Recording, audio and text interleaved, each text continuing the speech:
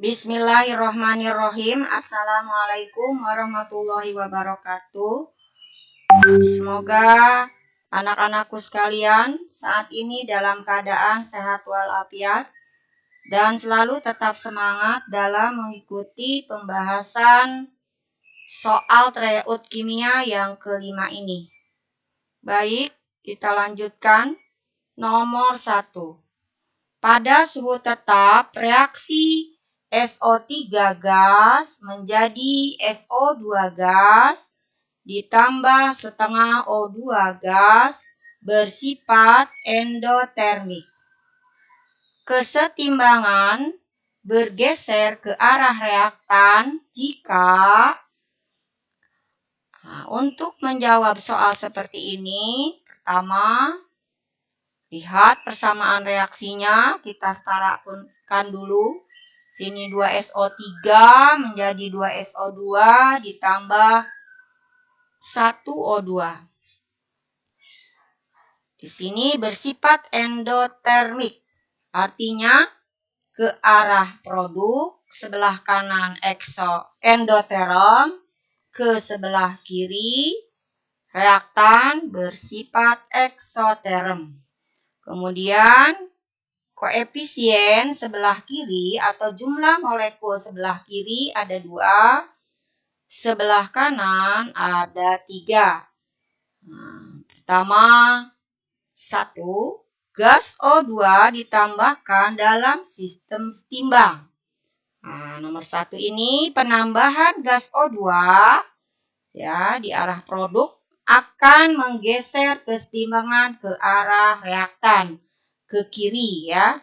Jadi oksigen ini ditambahkan, maka akan bergeser ke sebelah kiri ke arah reaktan.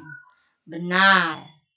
Yang kedua, volume campuran dimampatkan. Volume campuran dimampatkan atau diperkecil. Maka di sini perhatikan hubungannya dengan jumlah koefisien. Ya, di sini jumlah koefisien sebelah kiri 2, sebelah kanan 3.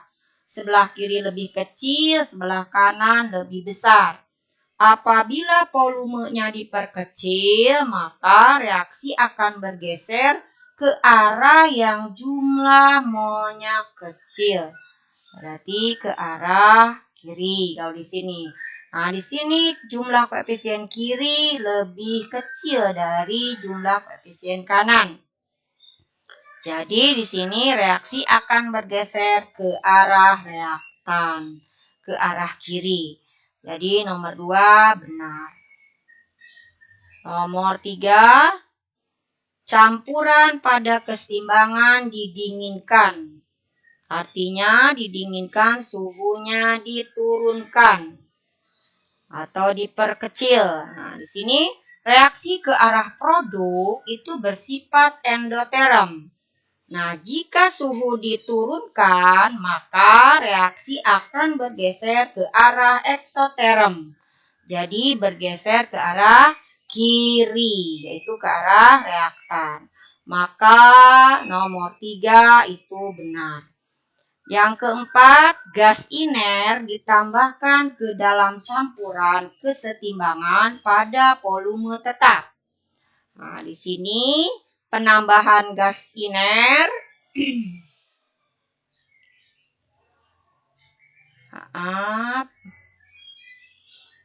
penambahan gas iner ini pengaruhnya adalah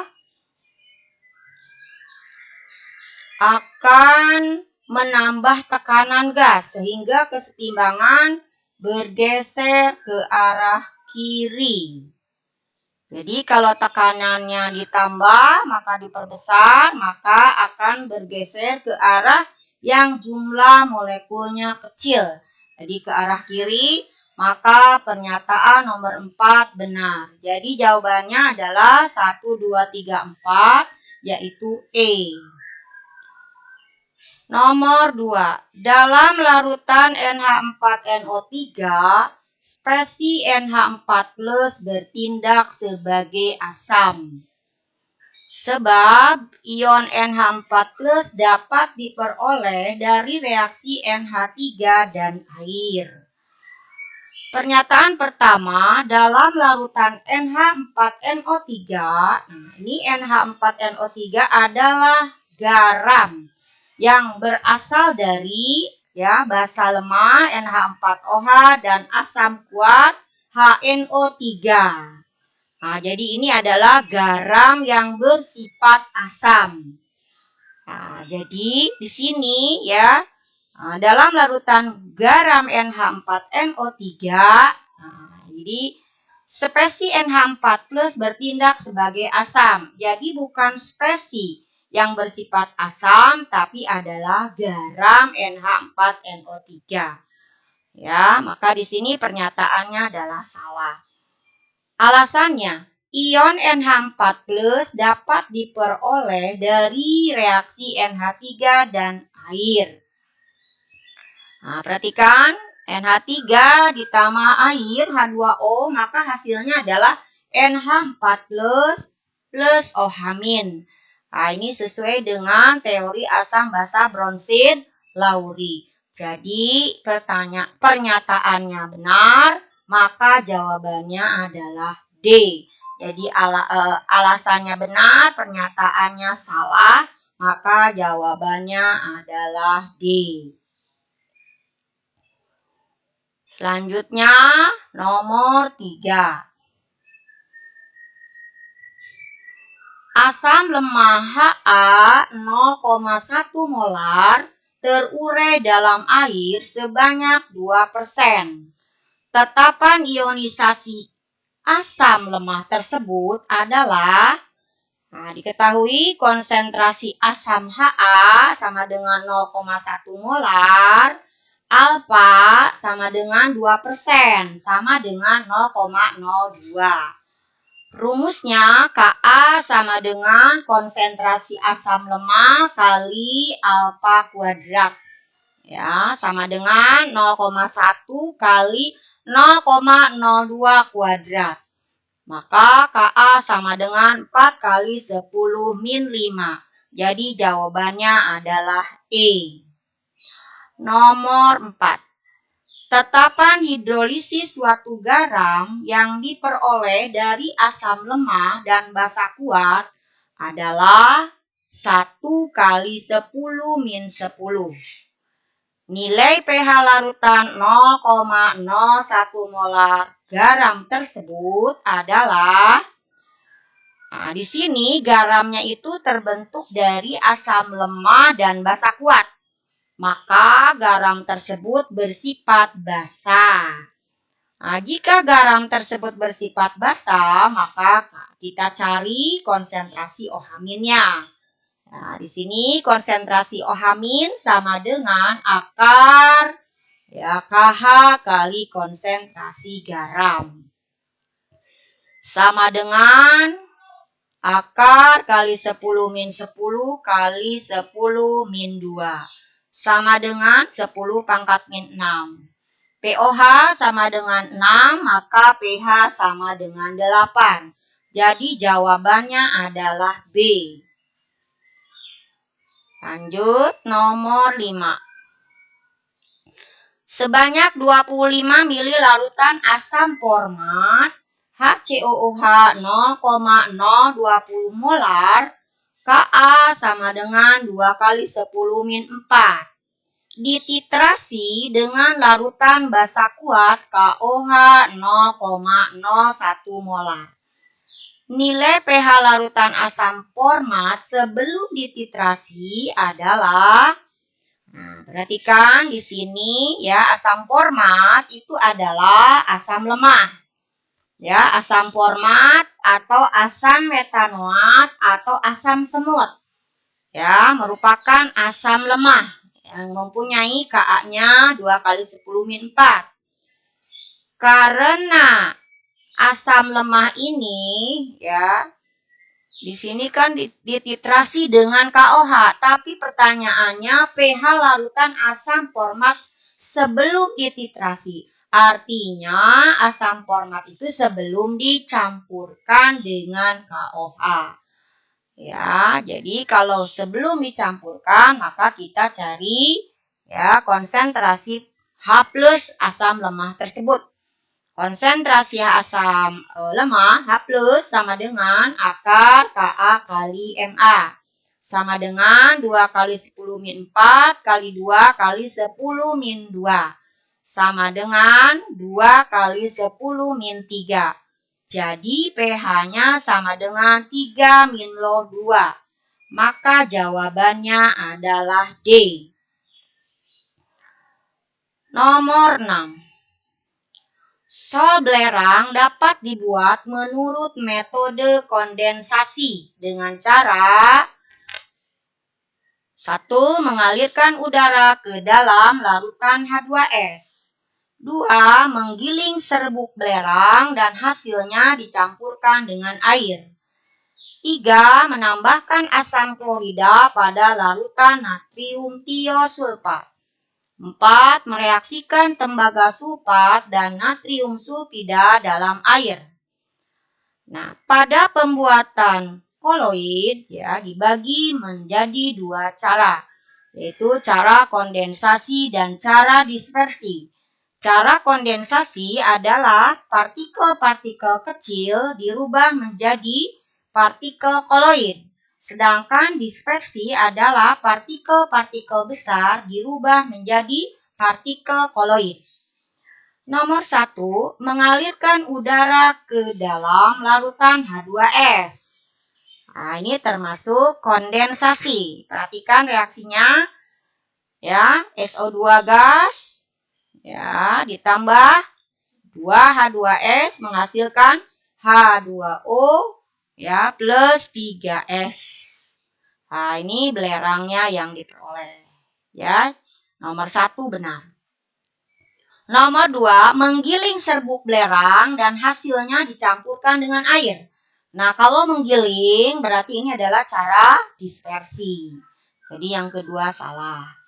Yang ketiga, menambahkan asam klorida pada larutan natrium tiosulfat. Nah, ini natrium tiosulfat tambah HCl, maka hasilnya adalah SO2 ditambah S ditambah H2O. Benar. Kemudian yang keempat, mereaksikan tembaga sulfat dan natrium sulfida dalam air. Nah, ini CuSO4 tambah Na2S, hasilnya CuS tambah Na2SO4. Nah, jadi bukan belerang, tapi senyawa belerang. Maka jawaban yang benar adalah 1 dan 3. Yaitu B. Lanjut nomor 7. Konsentrasi larutan NaCl yang mempunyai tekanan osmosis 2,46 atmosfer pada suhu 300 derajat Kelvin dan R sama dengan 0,082 liter atmosfer per mol derajat Kelvin adalah ya, jadi ditanyakan konsentrasi di sini ya. Tekanan osmosis untuk larutan elektrolit di sini P sama dengan mRT kali I. Nah, di sini larutannya berupa garam dapur. Nah, ini garam dapur adalah larutan elektrolit kuat. Jumlah N-nya adalah 2. Nah, untuk larutan elektrolit kuat, maka rumusnya sama dengan PMRT kali I atau I sama dengan N. Ya, jadi P sama dengan mRT kali N. Kemudian di sini M sama dengan P per R kali T kali N.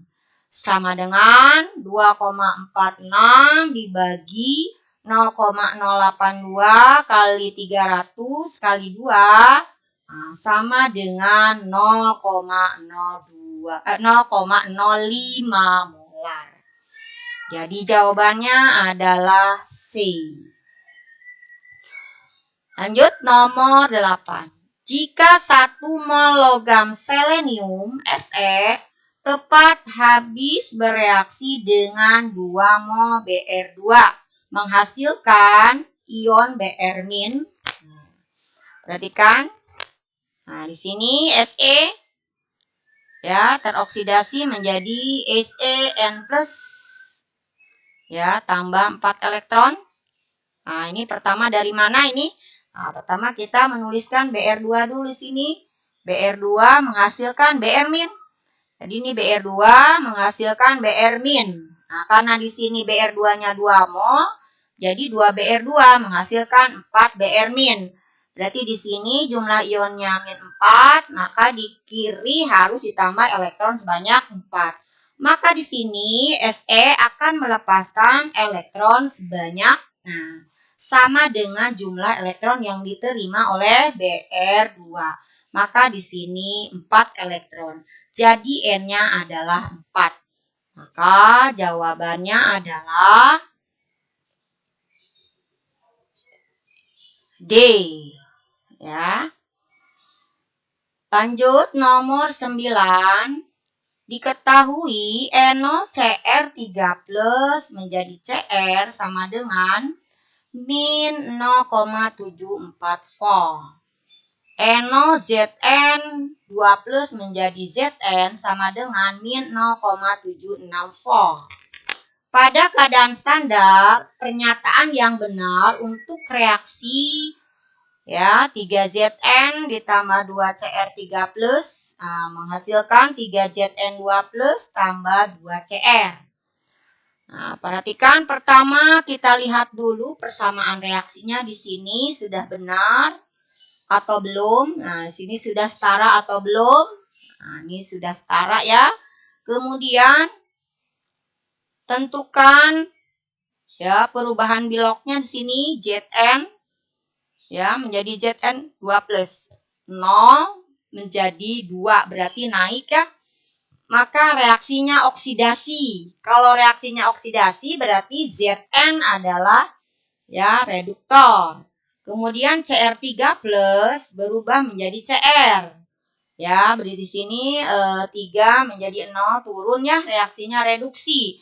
Berarti Cr3+ adalah oksidator. Nah, jadi di sini pertama reaksi berlangsung spontan. Nah, untuk menyatakan apakah spontan atau tidak, maka kita cari E0 selnya. Nah, E0 sel sama dengan E0 reduksi diambil E0 oksidasi.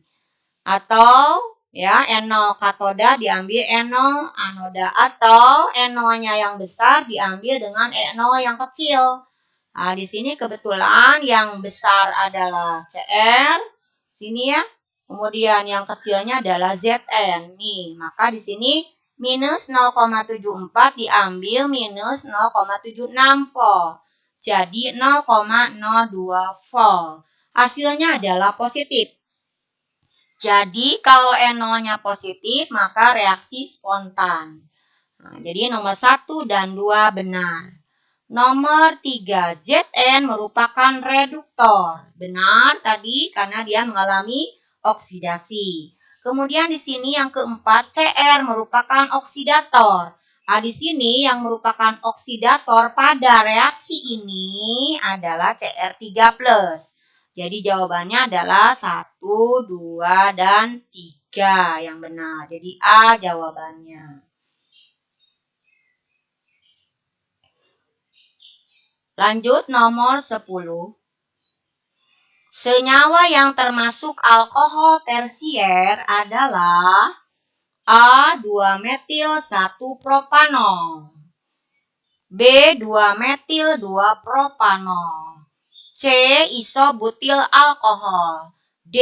3-metil-2-butanol, E. Isopentil alkohol. Nah, perhatikan. Jadi pertama ya, kita gambarkan dulu strukturnya dari masing-masing nama senyawa alkohol tersebut ya. Di sini yang A 2-metil-1-propanol. Di sini 1 2 2-metil-1-propanol. Kemudian ini 2-metil-2-propanol. Nomor 3 ini nah ya isobutil alkohol nih dan selanjutnya ya. Nah, karena pertanyaannya adalah senyawa yang termasuk alkohol tersier, ya. Alkohol tersier adalah alkohol di mana yang OH-nya itu terletak pada atom C tersier. Nah, dari gambar kelima tersebut, ya, OH-nya yang terikat kepada atom C tersier adalah B, yaitu 2-metil 2-propanol. Nah, jadi kalau yang A ini adalah ya alkohol primer, yang C alkohol primer, yang D alkohol sekunder, kemudian yang E adalah alkohol primer. Jadi yang inilah alkohol tersier ya, karena OH-nya terikat kepada atom C tersier. Sekian pembahasan tryout kimia yang kelima ini. Semoga bermanfaat. Ibu tutup dengan pembacaan Alhamdulillahirrabbilalamin. Wassalamualaikum warahmatullahi wabarakatuh.